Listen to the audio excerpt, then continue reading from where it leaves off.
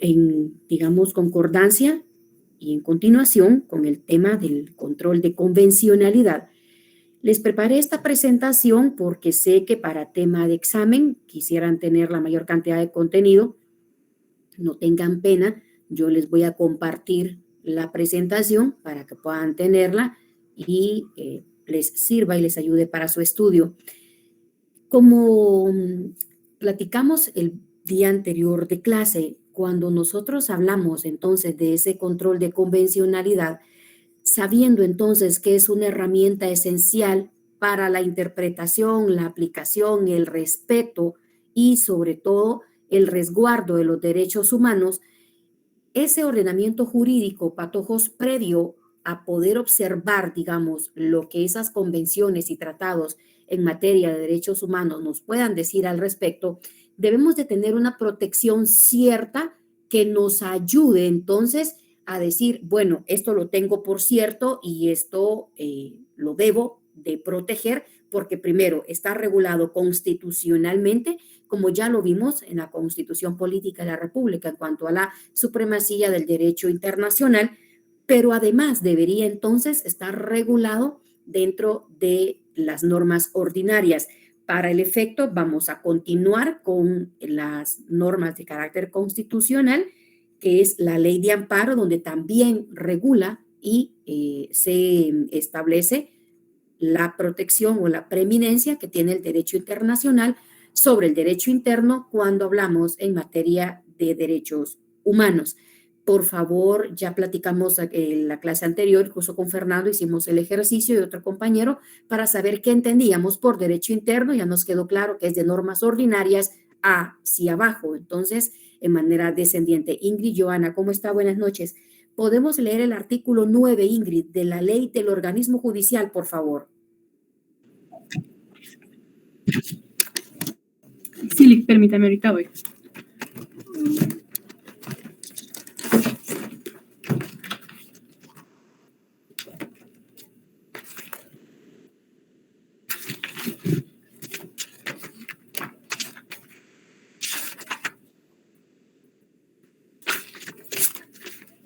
Y Fernando, ¿puede hacerme favor? Artículo 9. Perdón, Fernando, luego de que Ingrid lea el artículo 9 de la ley del organismo judicial, podemos leer el 114 de la ley de amparo, Fernando, por favor. Yo con mucho gusto se lo leería, Ligda, pero fíjese que yo no estoy en mi casa y ando en moto, entonces ahorita pasé aquí a solo poder conectarme y todo, pero no cargo nada para poder leer ni apuntar. Ok, ¿alguien que podría leerlo, por favor, después de que Ingrid termine de leer el artículo 9? Sí, licenciada, yo. Gracias, tan linda. ¿Cuál dijo? 114, Okay. ley de amparo, exhibición personal y de constitucionalidad, por favor. Gracias. Leamos, Ingrid.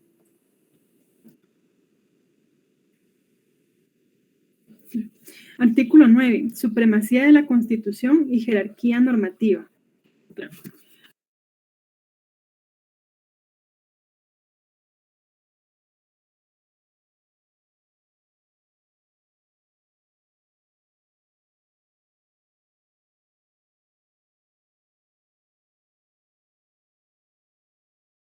Ingrid, se apagó tu micrófono.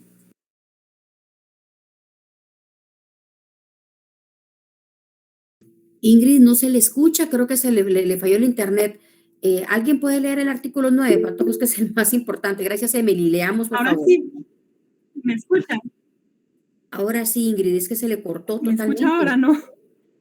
Sí. Sí, perdón. Sí, perdón. Claro, artículo 9. Supremacía de la Constitución y jerarquía normativa. Los tribunales observarán siempre el principio de jerarquía normativa y de supremacía de la Constitución Política de la República sobre cualquier ley o tratado, salvo los tratados o convenios, o convenciones sobre derechos humanos que prevalecen sobre el derecho interno. Las leyes o tratados prevalecen sobre los reglamentos. Carecen de validez las disposiciones que contraigan una norma de jerarquía superior, reformado por el artículo 2 del decreto del Congreso número 11-93, el 11 de marzo de 1993. Gracias. Por favor, Natalie va a leer, ¿verdad? Sí. Título 4. Constitucionalidad de las leyes. Capítulo 1. Supremacía de la Constitución. Artículo 114. Jerarquía de las leyes. Los tribunales de justicia observarán siempre el principio de que la Constitución prevalece sobre cualquier ley y tratado internacional, sin perjuicio de que en materia de derechos humanos prevalecen los tratados y convenciones internacionales aceptados y ratificados por Guatemala. Gracias, Natalie. Isis, ¿se trabó su internet o está levantando la mano? Isis Alejandra Witz. Ay, perdón, licenciada, se me activó, perdón. Muy bien. Entonces, ¿dónde se aplica, compañeros, y cuál es la función esencial de la Corte Interamericana de Derechos Humanos?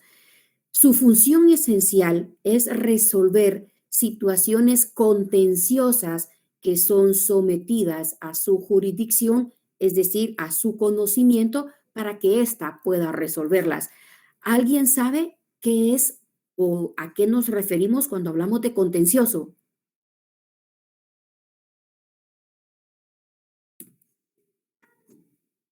Buenas noches, licenciada.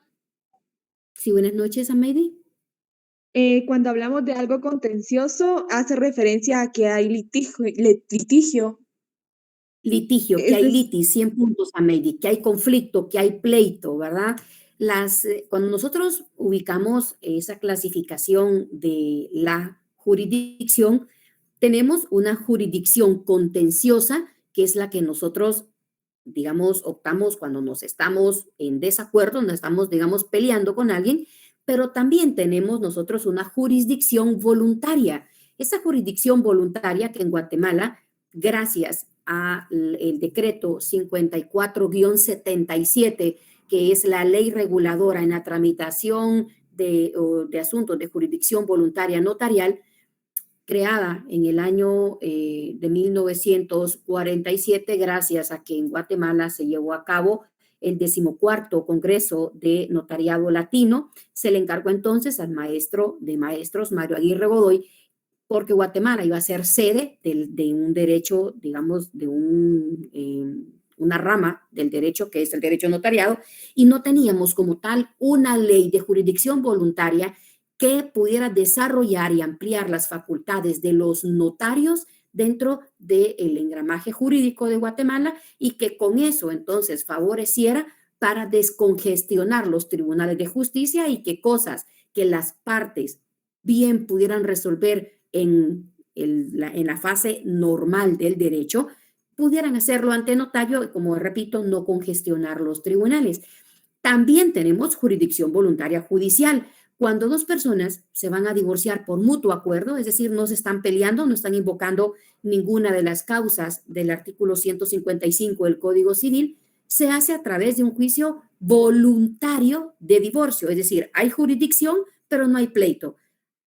Pero lo que acabamos de leer en la Corte Interamericana, siempre, patojos, hay litigio y es ella la que tiene que ir a dilucidar entonces lo que se está sustanciando o se está demandando ante ella. Generalmente ya cuando llegamos a la Corte Interamericana es porque se está demandando al Estado de Guatemala para que dé justicia, porque estamos ya en un estado de indefensión, ya todos los tribunales nos negaron el acceso a la justicia, entonces tenemos que acudir a ese órgano internacional para que llame al Estado de Guatemala y sea un medio de control de esa justicia internacional para decirle, mire, usted se comprometió a esto en tal instrumento, sin embargo, está violentando el derecho de esta persona. Patojos, si tienen alguna duda, por favor, levanten la manita y con mucho gusto yo me detengo a explicarles. O, licenciada, mire, va muy rápido, ¿verdad? Yo me detengo. Entonces, para definir, claro que ustedes llevan su curso de Derechos Humanos, que les permite entonces desarrollar de manera amplia todos los instrumentos e instituciones de derechos humanos, pero digamos en palabras concretas, la Corte Interamericana de Derechos Humanos es una institución judicial, vamos a subrayar el aspecto judicial, autónoma del Sistema Interamericano de Derechos Humanos. Su objetivo importante o digamos principal es la aplicación e interpretación de la Convención Americana de Derechos Humanos, aquella en la cual los estados que se denominaron parte tienen obligación entonces de cumplir ya sea las consultas que la Corte Interamericana haya dado sobre algún tipo de derecho o interpretación, como la jurisprudencia que ésta haya emitido o emanado sobre ciertos casos en particular. Artículo, para nosotros, la doctrina legal, el artículo 43 en la ley de amparo, y para, digamos, la Corte Interamericana, cada uno de los que ella vaya desarrollando. Entonces, lo que ha dicho la Corte Interamericana de Derechos Humanos en cuanto al control de convencionalidad es lo siguiente: el Estado es el principal garante de los derechos humanos de las personas. Nosotros lo encontramos tal cual si yo leo el artículo 44 de la Constitución Política de la República, si yo leo el artículo 1 también de la Constitución Política de la República. Me deja a mí un margen entonces muy amplio para que yo pueda interpretar y considerar que el Estado de Guatemala es, digamos, el ente por naturaleza encargado de velarme primero mis derechos. Si no los velara, si no los garantizara, pues entonces yo tendría que acudir a la Corte Interamericana haciendo valer un instrumento internacional que, atendiendo al artículo 9, lo que leímos ahorita en la ley del organismo judicial, el 114 y el 46 de la Constitución, tienen preeminencia sobre nuestro derecho interno. Pero, Patojos, algo esencial, no siempre vamos nosotros a encontrar ese ideal y ese paraíso de derechos garantizados y resguardados dentro del Estado. Parece entonces contradictorio pensar que cómo el Estado puede garantizarme mis derechos y a su vez violentar derechos individuales. Y fíjense que digamos, el litigio ante la Corte Interamericana no tiene una rama determinada del derecho. Pueden dilucidarse situaciones penales, civiles, administrativas, tributarias, etc. El punto es que hace poco, más o menos un año, que la Corte Interamericana emitió sentencia favorable hacia un trabajador de un organismo del Estado porque se le habían violentado sus derechos para, ¿verdad?, digamos, proteger determinada institución y él, por tener, digamos, la calidad de sindicalista, se le violaron sus derechos mismos que el artículo 100, 101 de la Constitución protege, y al no haber manera humana de que a él se le resarciera ese derecho, acudió a la Corte Interamericana, quien, después de 9 años, dictó sentencia favorable a esta persona, condenando al Estado de Guatemala por las violaciones a sus derechos laborales, que son derechos humanos. Claro, ustedes, repito, en su curso de derechos humanos van a ver y a desarrollar los derechos humanos de primera generación, de segunda generación, de tercera generación, etcétera. No importa dónde estén encasillados, únicamente la clasificación es atendiendo a la prioridad de resguardo que deben de tener esos derechos, porque no es lo mismo mi derecho humano a la vida que mi derecho humano a tener tecnología. Este puede esperar, el primero no. Entonces, para el caso, quisiera que alguien me hiciera favor de leer el artículo 44 de la Constitución Política, por favor, Patojos. Artículo 44.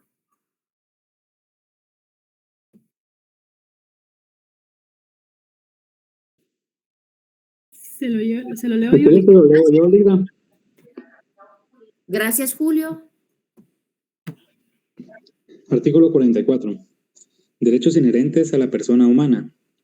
Los derechos y garantías que otorga la Constitución no excluyen otros que, aunque no figuren expresamente en ella, son inherentes a la persona humana. El interés social prevalece sobre el interés particular. Serán nulas ipso iure las leyes y las disposiciones gubernativas o de cualquier otra orden que disminuyan, restrinjan o tergiversen los derechos que la Constitución garantiza. Gracias, Julio. ¿Saben, Patojos, cómo le preguntan a uno ese artículo en el examen técnico profesional? Y parecería risa cuando uno lo preparan y le dicen, no, pero ¿cómo va a ser así? Le dicen, mire, deme el artículo de la felicidad. Y ustedes así como que no saben, ¿verdad? ¿Cómo así? Sí, ¿cuál es el artículo de la felicidad en Guatemala? Y justamente es ese artículo, el 44. Entonces, es deber del Estado, ¿verdad?, establecer que si se produce un acto violatorio de dichos derechos, es el propio Estado quien tiene el deber de resolver el asunto a nivel interno. Es decir, es como que los trapitos sucios se lavan en casa. Yo no tengo que ir a poner queja al vecino pudiendo resolver algo en mi casa, pero si no se puede, entonces hay que acudir a este órgano internacional. Y en su caso, reparar antes de tener que responder a instancias internacionales como el sistema interamericano, lo cual deriva del carácter subsidiario que revisa el proceso internacional frente a otros sistemas y garantías de derechos humanos. Más adelante vamos a ver cuál es, digamos, la naturaleza o la magnitud de tener entonces a la Corte Interamericana en el estricto cumplimiento de esos derechos. ¿Qué pasa entonces? Que es no solo esa primacía del derecho internacional establecido en la jerarquía de leyes dentro de los estados parte, sino por la no contradicción de los tratados de derechos humanos sobre el derecho interno.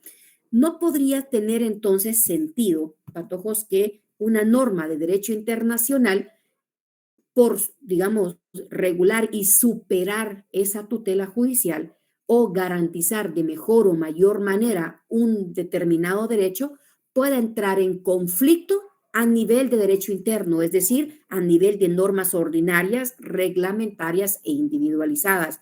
Por eso le dicen al Estado, mire, cuando usted vaya a ratificar, cuando usted vaya a aceptar una determinada convención, un determinado tratado, cualquier normativa internacional, tiene que estar dispuesto a que esa normativa internacional vaya a respetarse por encima y de manera superior a su norma interna. ¿Qué pasa entonces con la ley de adopciones versus la figura de la adopción en el Código Civil? Los que ya vieron Derecho Civil 1, ustedes ya vieron Derecho Civil 1, pero además los que están llevando clínica. ¿Qué pasó, Patojos, con esa, cuál es el fundamento en ese considerando que analizamos en la ley de adopciones para derogar entonces la adopción en ese decreto ley 106, que es una norma de carácter ordinaria, es decir, normativa interna, versus entonces la ley de adopciones? Los escucho.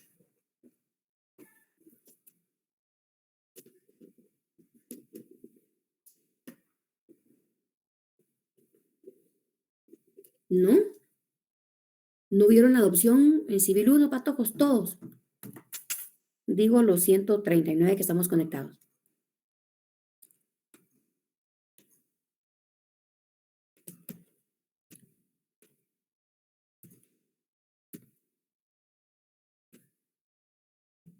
Los escucho, permítanme que esta cosa se volvió peor. Ahí está. Bueno, vamos por asistencia. Alexander Valdés. Buenas noches, licenciada. Alexander, buenas noches. Sí. ¿Qué me puede decir al respecto a la adopción? Que es un procedimiento administrativo que requiere, digamos,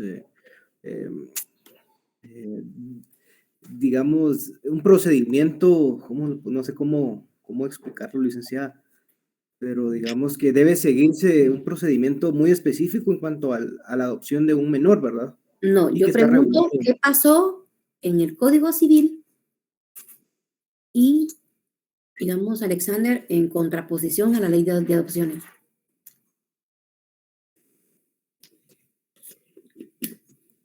Licenciada, no sé cómo explicarlo. Pero sí vio la adopción, o Claro, vio sí, el Civil 1. sí, el Ok. semestre anterior. Ujú. ¿No? La verdad, soy honesto, licenciada, no sé cómo explicarlo. Ángel Díaz, gracias, Alexander. Ángel Díaz.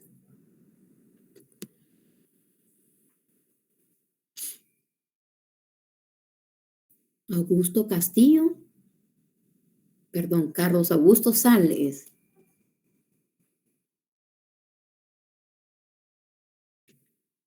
Bueno, Andreita me verifica la asistencia de los compañeros porque no están, no deberían de tener asistencia. Edgar Armando Surán.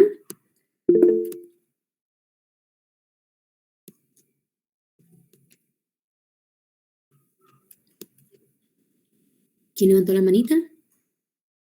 Yo, licenciada, buenas noches.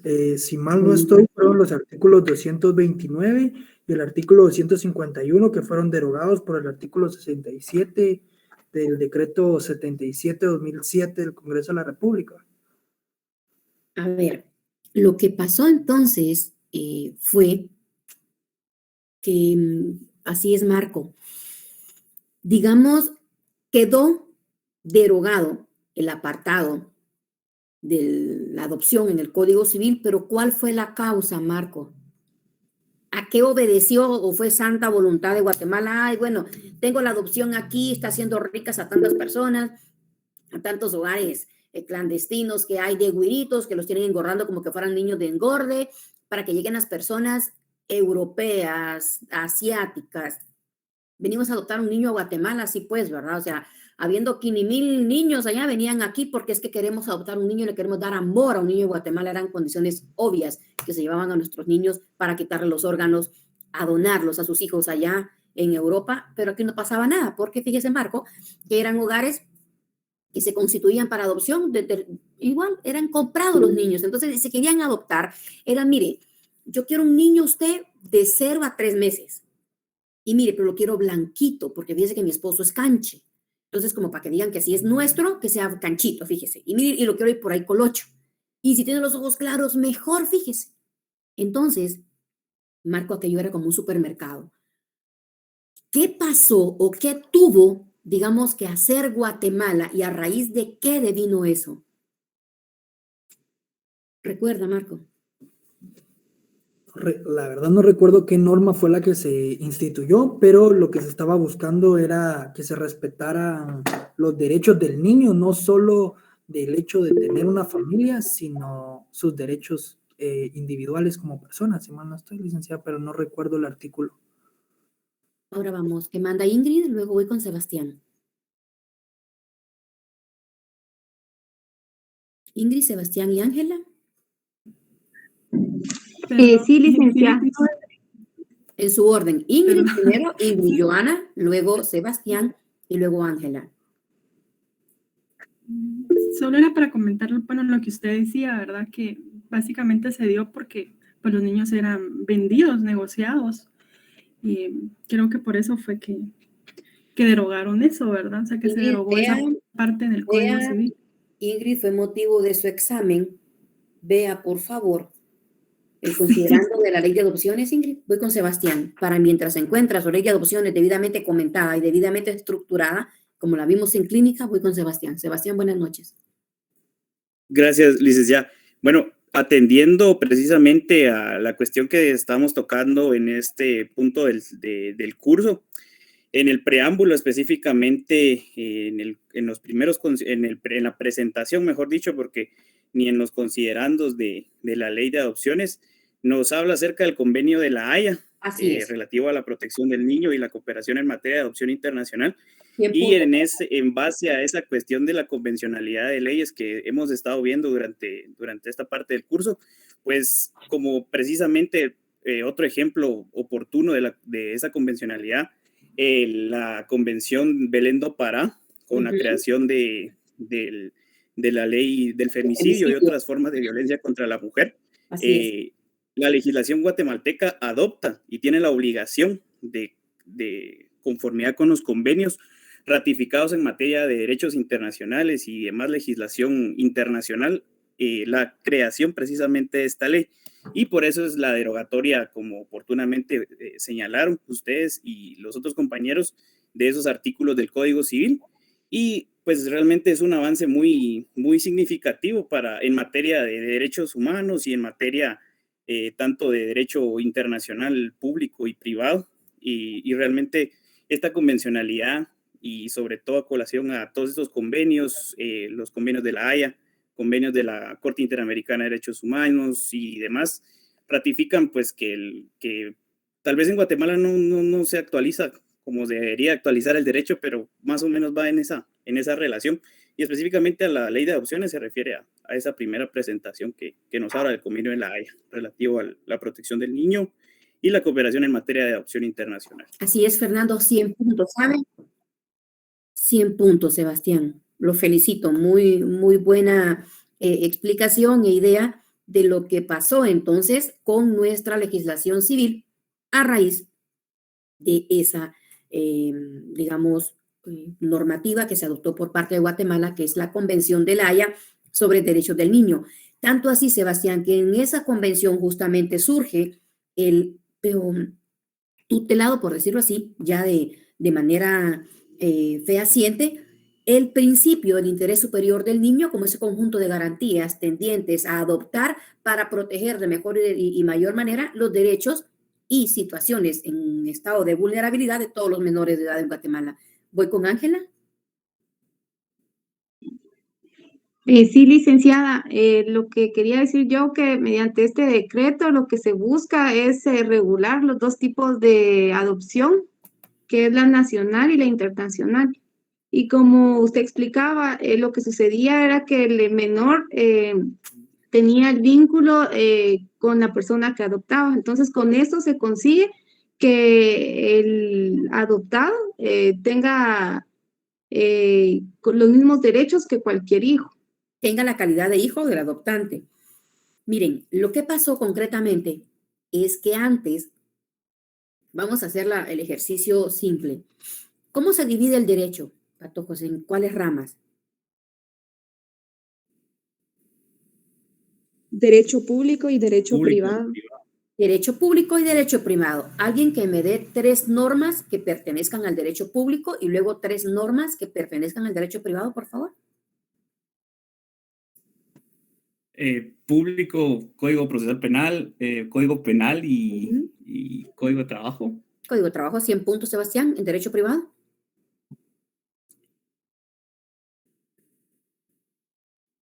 Derecho notarial, derecho mercantil y derecho civil.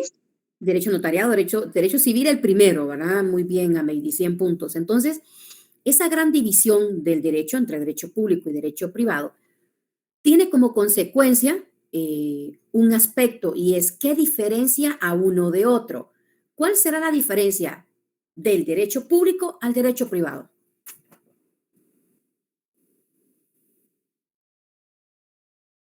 La intervención del Estado, licenciada, precisamente, por ejemplo, en la cuestión penal, siempre el interesado, en este caso es el Ministerio Público, y en relación a una disputa privada entre alguna cuestión propiamente de la persona y de parte del derecho privado propiamente, es esas relaciones privadas que se busca solventar en distintas competencias. La diferencia en sí, ¿cuál será, Sebastián? La diferencia en sí, yo digo, el derecho privado, la diferencia es esta, y del derecho público, la diferencia es esta.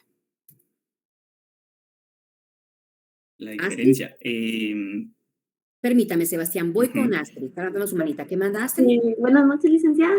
Buenas noches, Creo que se escucha un poquito de bulla, pero el derecho público es el que regula todas las relaciones que se determinan dentro del Estado, asimismo con las administraciones públicas con los ciudadanos. Y el derecho privado es el que reúne el conjunto de normas jurídicas y regula relaciones con los individuos. Así es. Allí lo entendí un poco mejor. Gracias, Astrid. El derecho público, Patojo, es aquel en que los intereses que están en juego está siempre, digamos, con la colectividad de los ciudadanos. Fernando dijo, bueno, derecho laboral. ¿Será que la fijación del salario mínimo nos importa a todos los ciudadanos o no? Sí. Por supuesto. ¿Será que si tengo que hablar ahorita propiamente de una compraventa, fíjense que yo mañana voy a celebrar una compraventa de un terreno en Escuintla, me lo van a vender a 10 quetzales, ¿eso le importa a toda la colectividad guatemalteca? No. No, licenciada. A nadie le importa. Esa es la diferencia, que los intereses que están, digamos, llevándose a cabo competen a particulares y el otro, los intereses son de la colectividad. Por eso el derecho penal es un derecho público porque tiende a tutelar, digamos, bienes jurídicos, ¿verdad? El bien jurídico tutelado. Y es que rápido todos nos ponemos en alerta, y no me dejarán mentir ustedes, si decimos, miren, en tal lugar están asaltando, inmediatamente se viraliza y nadie quiere pasar por ese lugar o si pasa, necesariamente toma las medidas de protección correspondientes. Hablemos del caso de violación que se estaba dando allá en la Roosevelt. Ninguna mujer quería pasar por la Roosevelt, todas teníamos miedo. Eso es derecho público. Yo les digo a mis alumnos siempre, si ahorita dijeran cuando estamos en clases presenciales, miren, hay balazos aquí en la Petapa, nadie saldría a la Petapa. Por eso, porque es derecho público. Entonces, antes, mis estimados alumnos, el derecho, digamos propiamente, de la adopción era del derecho privado. Tanto así que se hacía en instrumento público, se hacían ante notario. Entonces, incluso podía dejar de tener vigencia porque se podía rescindir la adopción y dejarla sin efecto en cualquier momento. Ahora no, a través de la creación de la ley de adopciones, como bien mencionó Fernando, por adoptar Guatemala y ratificar dentro del derecho interno esa convención de la Haya sobre derechos del niño y materia en cooperación de adopciones, se trasladó al ámbito del derecho público. Entonces ya interviene el Estado y ya es algo que se puede controlar de mejor manera que cuando es solo con particulares. Al respecto, entonces, ¿cómo vamos nosotros a adoptar? ¿Qué le da pie? ¿Qué le da cabida? Entonces, para que pertenezcamos a ese grupo y conglomerado de personas, denominando las personas jurídicas como estados, que van a adoptar cierta normativa que va a permitir a su vez crear normas internas para eso. Gracias a la Convención de Viena. Ustedes, a propósito, cuando vayan en séptimo, octavo semestre, deberán de comprar la ley de Viena, la Convención de Viena, perdón, para que estudien Derecho Público y el Código de Bustamante para estudiar Derecho Internacional Privado. Casi que se parece mucho al Código Civil. Entonces, la Convención de Viena sobre el derecho de los tratados prohíbe alegar derecho interno para incumplir tratados internacionales o sentencias internacionales, que es lo que llamamos nosotros jurisprudencia. Según la Corte Interamericana de Derechos Humanos, los estados partes están obligados al respeto, garantía y adecuación, voy a quedarme en esta palabra, del derecho interno, según el artículo 1.1 y el artículo 2 de la Convención. Es decir, mire, usted ya aceptó esta norma de derecho internacional, mire cómo la va a desarrollar con tal de que usted vaya a adoptar todas las medidas y a cumplir con eso que se prometió. Entonces, Guatemala adoptó la Convención de la Haya sobre Derechos del Niño y tiene que rendir cuentas. Mire, aquí está mi, digamos, ley de adopciones, ya no lo tengo en derecho privado, lo pasé al derecho público. Mire, aquí tengo, a raíz de esa misma convención, la Ley de Protección Integral a la Niñez y Adolescencia PINA, cuyo principio rector y se aplica en todo el derecho de familia, incluso en conflictos o en menores, en conflicto con la ley penal, para decirle aquí tengo mi interés superior de niño adoptado por esa Convención de la Haya. Y como bien mencionó Fernando, si vamos a justicia especializada, muy concretamente, la ley para prevenir y erradicar todas las formas de violencia contra la mujer, denominada ley de femicidio, así como la ley, si tuviéramos también que hablar al respecto, diríamos los convenios de la OIT para el resguardo de otro grupo vulnerable, siempre dentro de la justicia especializada, como son los pueblos indígenas. Cuando se adoptan medidas, compañeros, de protección para tutelar, como repito, de mejor y mayor manera los derechos de esas personas en grupos o denominadas grupos vulnerables, se entiende que son grupos vulnerables porque han estado en desventaja en regulación en los estados por mucho tiempo. Entonces, cuando hablamos y decimos, mire, es que la ley de femicidio es inconstitucional porque tenemos un artículo 4 en la Constitución que regula el principio de igualdad, sin embargo, no hay una ley de igual manera que tutela el derecho del hombre. Entonces, licenciada, eso es inconstitucional. para eso, compañeros, tendríamos que leer la Convención de Belén do Pará o las Tres Mariposas, así se llama, por eso se creó la Convención de Belén do Pará, por tres pues, colombianas que fueron asesinadas, entonces se llamó por eso las Tres Mariposas. Tendríamos que ver las 100 reglas de Brasilia sobre la Convención de Derechos de las Personas con Discapacidad. Tendríamos que ver, por ejemplo, entonces, la normativa que hay respecto a los derechos de los pueblos indígenas.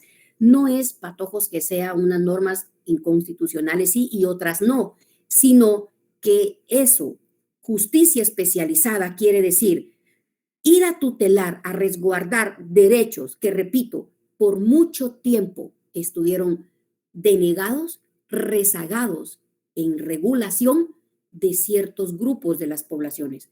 Ustedes no me dejarán mentir, vámonos simplemente a un conflicto armado interno y veamos qué porcentaje de la población de desaparecidos eran indígenas. Es terrible. Vemos por el transcurso de los años, solo es fácil de ir a ver el Código Civil y determinar entonces que hasta tuvo que venir una una sentencia de la Corte Interamericana de Derechos Humanos para decirle, señores, Estado de Guatemala, ese su Código Civil es violatorio de los derechos de las mujeres, vayan y lo reforman. Cuando se intentó aquí, les comenté, no pasó nada, toda vez que no tuvo eco con quien ejercía entonces la Procuraduría de los Derechos Humanos, que fue la licenciada María Los Ángeles Fajardo, era procuradora adjunta, y le dijeron, no, señor, usted está loca, usted es feminista, usted lo que está es delirando, aquí nadie viola derechos a las mujeres.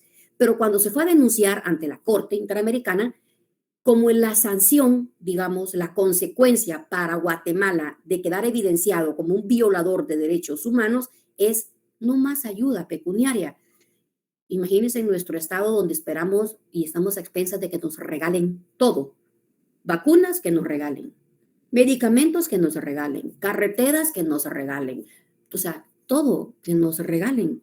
Cuando estamos en esta lista de países violadores de derechos humanos, cero ayudas. Entonces, era más fácil decir, bueno, mejor aceptemos de reformar nuestro código a que nos vayan a quitar y nos dejen sin ayuda. La situación de justicia especializada es muy, muy amplia. Ustedes, repito, seguro lo van a desarrollar en su curso de derechos humanos y allí van a entender entonces que no hay tal violación, no hay tal inconstitucionalidad, sino es aplicar el término iguales entre los iguales. Tenemos entonces la regulación legal interna de ese control de convencionalidad que debe ser por el Poder Judicial, es decir, por el Estado parte, por nuestra nación de origen, y a través entonces de la Corte Interamericana de Derechos Humanos. Para ello tenemos el artículo 9 que ya leímos de la ley del organismo judicial. La Corte Interamericana refiere: el Poder Judicial debe ejercer un control de convencionalidad ex oficio ante las normas internas con las convenciones y tratados internacionales en materia de derechos humanos. ¿Alguien podría explicarme o comentar o aportar qué entiende por ese concepto ex oficio? Sin miedo, patojos, aquí nadie lo sabe todo.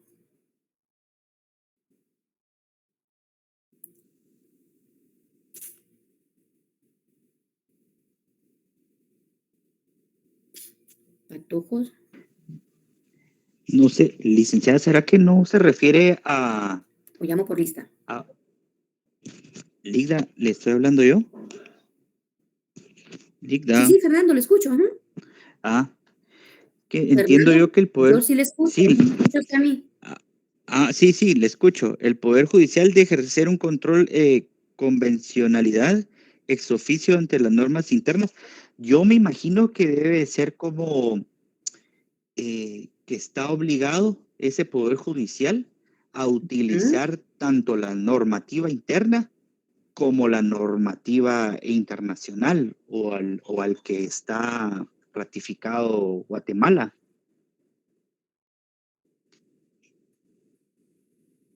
Muy bien, Fernando, me dio un elemento muy, muy bueno, que es esa facultad de aplicar, dice usted, ¿verdad? Esa facultad para poder interpretar y resolver casos atendiendo a esa normativa. ¿Es así?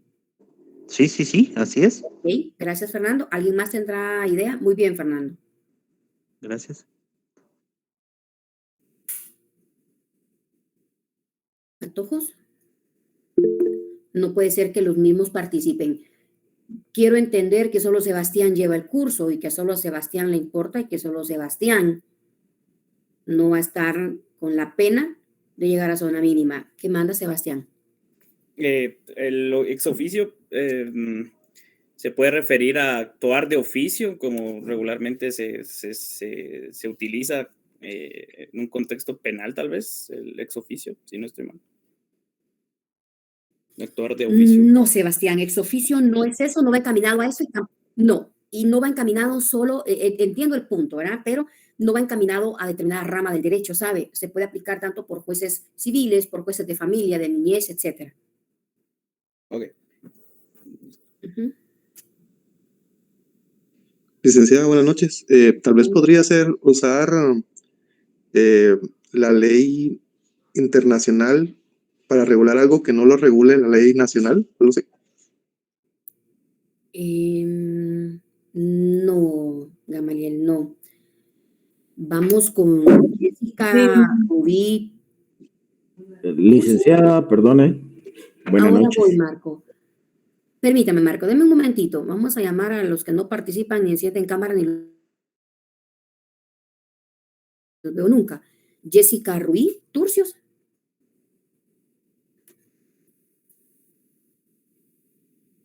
No está la compañera Jessica Rubí Turcios. Aquí estoy, licenciada. La verdad no les sabría decir que es ex oficio, la verdad no lo había escuchado hasta ahorita que lo está diciendo. Ah, ok. ¿Qué manda, Marco? Buenas noches, licenciada. No estoy seguro, también desconozco un poco el término, pero tal vez es como un acto, un procedimiento, como que le da a un órgano que actúe o que le dé, como potestad, ¿verdad? Con respecto al derecho que corresponda en este caso. Tal vez, licenciada, perdone. Es un elemento muy bueno, Marco, muy bueno, igual que lo mencionó Fernando. ¿Qué manda Natalie? Natalie tiene su manita levantada, ¿verdad? Sí, licenciada. Me corregirá si estoy mal. Entiendo que pues es un como cargo o un oficio que por razón de tener una persona, pues recibe una posición por un hecho. No, Natalie, eso es más parecido a exequatur. Exequatur es la licencia, el permiso, la carta que otorgan, digamos, un estado para que digamos, diplomático pueda tomar posesión en otro estado. No, voy con... Gracias. No es exequatur, es ex oficio. Voy con Michelle. Muy buenas noches, licenciada. Buenas noches. Según tengo entendido, el ex oficio en relación a la convencionalidad es la obligación y la facultad que tienen los jueces de apegarse a la jurisdicción internacional de derechos humanos. Jurisprudencia internacional. Perdón, a la jurisprudencia.